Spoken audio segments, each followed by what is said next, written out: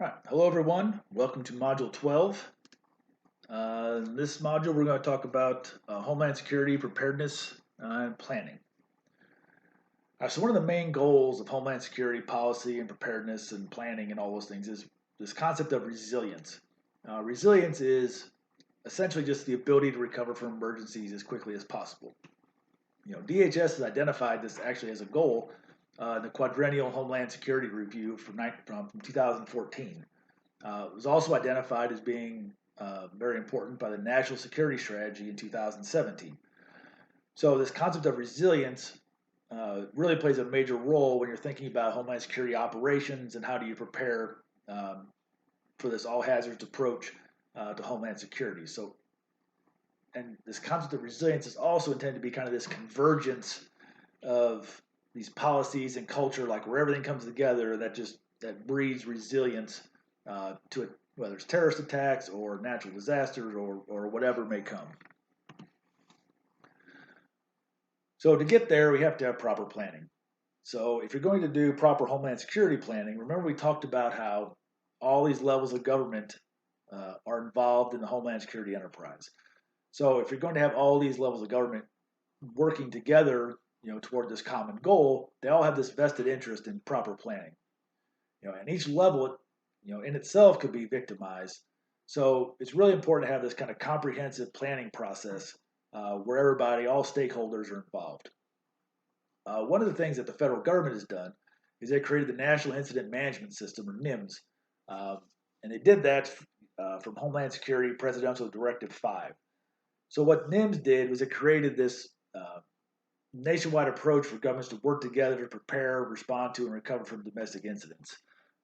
So it's kind of this integrated kind of system used to implement this national response framework that we've talked about previously, and that started in about 2008.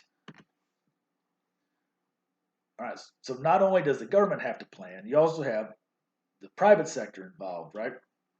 So we've talked a lot about how the private sector is also very involved in Homeland Security, because of all the different aspects of critical infrastructures, that the private sector is involved with. So, and in reality, the private sector may be the most affected by a terrorist incident, because most attacks occur in close proximity, to private property, businesses. If there's economic damage, most of that's going to be felt in the private sector. Most of the casualties are civilians. So all these things involve the private sector in Homeland Security planning.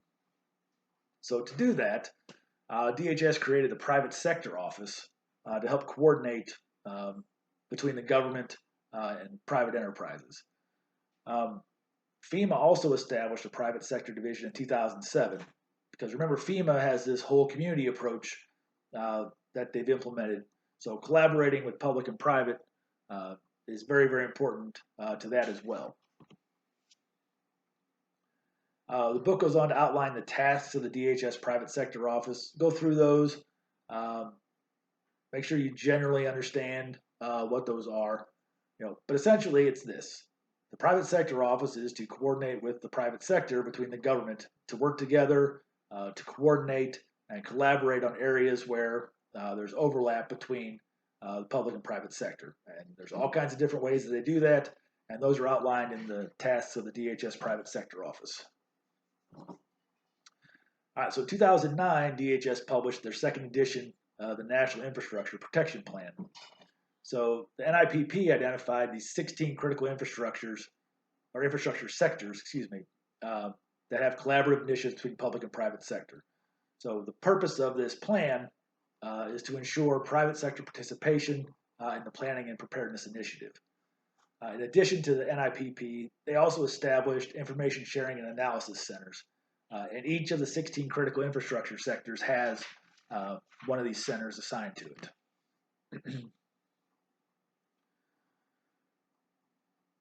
So when you're talking about government planning and preparedness, we talked earlier about how important state and local governments are to Homeland Security, and DHS acknowledges that they're really central to its mission. DHS cannot do its job if they're not collaborating with state and local governments, because this is where the day-to-day prevention of terrorist events or natural disasters and first response to these things happen.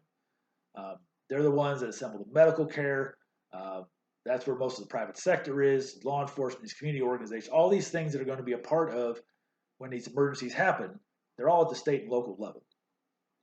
Really, the federal government just provides oversight, try to ensure some kind of consistency across the nation. So, as part of this oversight, the federal government uh, developed a series of trainings that local authorities can do, and those are available through the National Domestic Preparedness Consortium.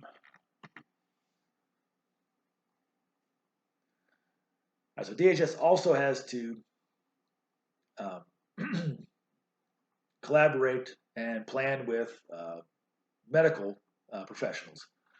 So because of that, obviously there's going to be local authorities involved with that. So the Homeland Security Presidential Directive 21 established a national strategy for public health and preparedness.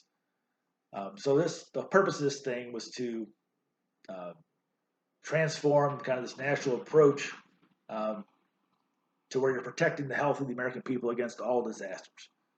So you're talking about things like preparedness for all potential catastrophic health events, vertical and horizontal coordination across all levels of government, jurisdictions, and disciplines, regional approach to health preparedness, engagement of the private sector, academia, and other NGOs in these preparedness and response efforts, and it recognized the important role of individuals, families, and communities in health and medical preparedness.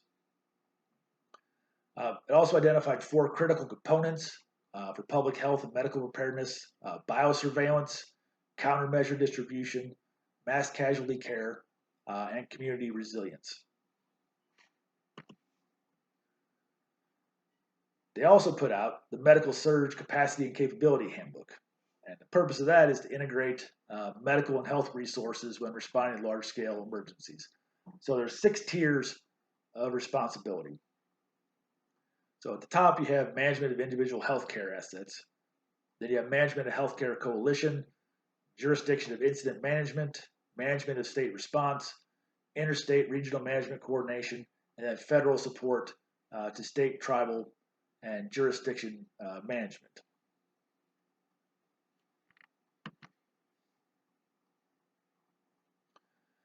So to properly plan and attempt to mitigate some of these events, they have to focus on reducing the probability that an event will take place. Okay, so this goes along with the target hardening. Okay, part of the planning process is how do we reduce the probability that these events are going to take place? But if they do, what are the consequences from those events? So this takes some foresight and it takes some kind of looking into the future. Okay, if this happens, what are the consequences from these things going to be? This is where intelligence plays a role as well, right? What does intelligence believe is going to be the main things that we're going to be facing in the next 5 years, right? So that's all part of this planning process. So the 3 primary components are really identifying risks, assessing the probability that the incidents will occur, then assessing the consequences to society should the terrorist event occur, right? Because there's different kinds of terrorist events that could happen. Some are much larger scale, some are much smaller scale. How do those consequences compare to society, based on those type of events? What are the probabilities that those occur? Which of these should we really be preparing for the most? What are the odds that this is going to happen versus this? So if you're identifying potential risks, this is kind of that fundamental consideration. Like, what are the risks actually are? So you're identifying your potential targets. Who are the extremist organizations? What are their intentions? When you're assessing the probability that it will occur, remember we talked about intelligence and how it's really an inexact science? Well, assessing the probability that it will occur is still kind of inexact science. It's kind of uncertain. It's best guesses. Now, modern analytics does make this better, but it still is really just trying to piece things together, make it a best guess of what's going to happen. And when you're assessing the consequences to society, you have to really think about, too, like, what are they going to hit? And remember we talked about asymmetrical warfare? Well, the whole point of asymmetrical warfare is attacking places that people don't think you're going to attack. So if you're trying to assess the consequences of society, you really got to think about, well, where are these people going to attack that we're not thinking they're going to attack? What kind of targets are unexpected? So that makes this somewhat difficult to project because you may just be thinking about what are the most common places. Well, and that may not be where they hit. They may, pick out different targets for their attacks. All right. So the federal government also provides mitigation assistance. Um, FEMA actually has 5 hazard mitigation assistance grant programs. They have the Hazard Mitigation Grant Program, Pre-Disaster Mitigation, Flood Mitigation Assistance, Repetitive Flood Claims, and Severe Repetitive Loss.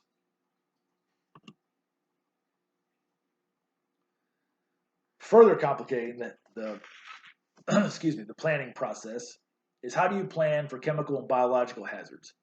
Okay, so you have to take into account the possibility that chemical agents will be used. Essentially chemical agents are just chemical substances that are used for hostile purposes. They cause disease or death in humans, animals, or plants. We're talking about things like phosgene gas, chlorine gas, mustard gas, nerve gas. Aum Shinrikyo terrorist group in Japan actually used sarin gas to attack the Tokyo subway system. So there's been some evidence in the past of terrorist groups trying to use some of these chemical agents. Also, biological agents are a possibility. These are either living organisms or some kind of infective material that's come from living organisms that'll cause disease and death in man, animals, or plants.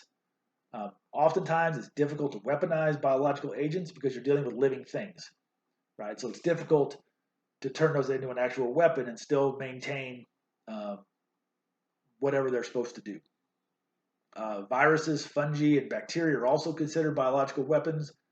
Viruses, especially, even though they're not considered to be a living organism, but they're considered a biological weapon. Toxins are generally easier to obtain as opposed to biological stuff or living things. What they think the main threat with biological agents is poisoning of food and water rather than epidemic. However, the COVID-19 pandemic, I think, has really kind of opened some eyes for people, thinking like, wow, this really spread around the world pretty quickly. So maybe some of the thought process on some of those things is starting to change a little bit. But anthrax, smallpox, botulism, bubonic plague, Ebola. There's a terrorist group that used a salmonella outbreak. They put salmonella on a salad bar. Lots of people got sick. So there has been some instances where groups have tried to use some of these biological agents. The book goes on and talks about indicators of chemical and biological agents. I'm not going to get into all those. Those are pretty straightforward, but go through them and know what they are. All right, so if you're going to mitigate chemical and biological incidents, what do you have to do? Well, first of all, these incidents are very, very complex because there's so many variables. Okay, you're going to have multiple jurisdictions involved, and there may not be any clear solutions. Okay, if you've got some kind of gas, or you've got some kind of chemical, or you've got some kind of biological outbreak, right? There may not be a readily available solution for how you're going to fix that. So this complexity, these challenges, kind of, what am I trying to say? The complexity is indicated by these challenges. Okay, so first you have to confirm that an attack even occurred. Okay, and that may be delayed, right? There may be people that are sick and people that have things happening to them, but you may not be able to confirm that's an attack until you can figure out what actually was used on those people, what kind of agent was used on them. Large-scale incidents could result in more casualties that can be managed by your emergency medical systems. Can you even deploy first responders? Right? What's the possibility these contaminants are going to endanger the emergency personnel? If you can't deploy your first responders, or if your first responders go in and they all get sick or they're doing whatever, right? Now you've got a much bigger incident than what you had before. How do you decontaminate the site? Okay, that may have to be delayed or may be impossible depending on what happened.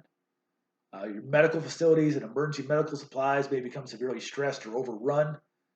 If it's widespread, you're going to have multiple jurisdictions involved. You may not be able to respond to all the emergencies. All these challenges were apparent in the aftermath of that sarin gas attack that I mentioned by Aum Shinrikyo. The CDC has tried to help with some of this. The Centers for Disease Control published some preparedness and response guidelines for responding to mass casualty events. It addresses multiple scenarios involving multiple types of weapons.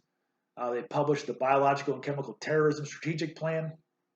And they also published guidelines discussing the response of health officials in the immediate aftermath of those kind of incidents. You also have to plan for radiological and nuclear hazards, okay, not just chemical and biological. What about radiological agents? Those are pretty simply materials that emit radiation that can harm living organisms, but they're really, really bad for people. Okay? They can be inhaled, they can be ingested, it can be absorbed through the skin. They can use radiologic agents in a dirty bomb. So when the bomb goes off, it emits this cloud of radioactive contaminants. And radioactivity can not just kill right now. Okay, radioactivity can cause damage down the road as well. So radiological agents are really something important to plan for. The one everybody always talks about are nuclear weapons. There's a lot of talk about terrorist groups trying to get their hands on nuclear weapons. These are high explosive military weapons using plutonium and uranium, right? They obviously cause extreme amounts of damage, radiates an area for an extended period of time. Really, the main threat with nuclear weapons is terrorists trying to acquire them, from a rogue state or some kind of organized crime group that somehow got their hands on one. So far, this really hasn't happened, but the threat is there. As technology increases, nuclear weapons get smaller. So they're going to keep trying, and the odds of them getting one, seem to get better all the time, with the way technology is advancing. In addition to the actual, bombs and things like that, you also have to think about threats against nuclear power plants, private industrial sites, medical facilities, universities, all these places that have any kind of nuclear or radiological type materials. If you're talking about nuclear plants, the U.S. Nuclear Regulatory Commission are the ones that regulates the safety and security protocols at those plants.